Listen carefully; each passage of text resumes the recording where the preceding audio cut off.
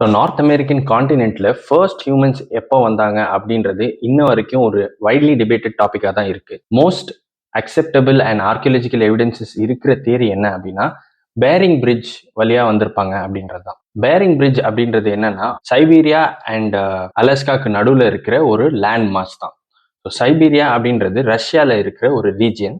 அதுக்கும் north American காண்டினென்ட்ல இருக்கிற அலாஸ்கான்றக்கும் நடுவில் பேரிங் சி அப்படின்னு ஒரு சி இப்போ இருக்கு. ஸோ அந்த சி வந்து லாஸ்ட் ஐசேஜ், அதாவது 15 to 20,000 இயர்ஸ் முன்னாடி ஐசேஜ்ல இப்போ எப்படி நமக்கு குளோபல் வார்மிங்ல வந்து கிளேசியர்ஸ் எல்லாம் மெல்ட் ஆகி சி லெவல் ரைஸ் ஆகுதோ, அப்போ ஐசேஜ்ல சி லெவல் எல்லாம் டிராப் ஆச்சு. ஸோ அப்படி டிராப் ஆகும்போது ஒரு பெரிய லேண்ட் மாஸ் வந்து எக்ஸ்போஸ் ஆகுது.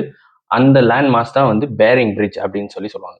ஸோ அந்த லேண்ட் மாஸ்ல நிறைய அனிமல்ஸ் வந்து மைக்ரேட் ஆச்சு. அந்த அனிமல்ஸ் டிபெண்டா இருக்கிற ஹியூமன்ஸ் வந்து அந்த அனிமல்ஸை ஃபாலோ பண்ணி இந்த லேண்ட் மாஸ்க்கு வந்தாங்க. 13 to 15,000 இயர்ஸ்க்கு முன்னாடி ஐசேஜ் எண்ட் ஆகும் போது அந்த பேரிங் பிரிட்ஜ் மறுபடியும் வாட்டர்ல கவர் ஆக ஆரம்பிச்சிச்சு. ஸோ அந்த டைம்ல நேச்சுரலி ஹியூமன்ஸ் அண்ட் அனிமல்ஸ் எல்லாமே வந்து நார்த் அட்லாண்டிக் காண்டினென்ட்குள்ள மைக்ரேட் ஆகி வந்தாங்க.